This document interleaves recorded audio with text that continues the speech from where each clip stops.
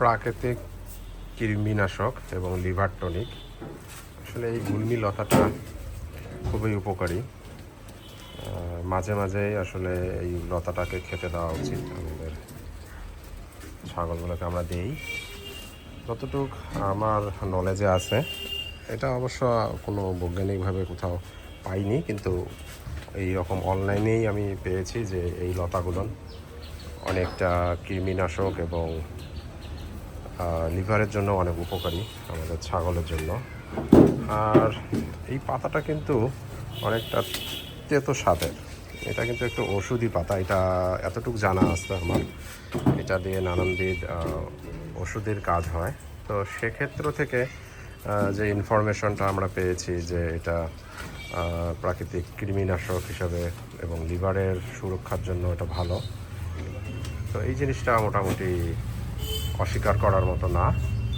আর সবথেকে বড় বিষয় হচ্ছে যে আমরা আমাদের ছাগলগুলোকে যেহেতু আমাদের উৎপাদিত স্মার্ট নেপিয়ার ঘাস খাওয়াই, তো সবুজ ঘাস তারা পর্যাপ্ত পরিমাণেরই পায় এবং আলহামদুলিল্লাহ আমার ছাগলগুলোর গ্রোথ এবং ব্রিডিংয়ের পার্সেন্টেজও খারাপ না।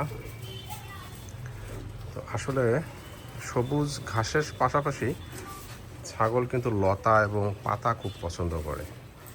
লতা এবং পাতা ছাগলকে খাওয়ানো খুবই জরুরি বলে আমি মনে করি।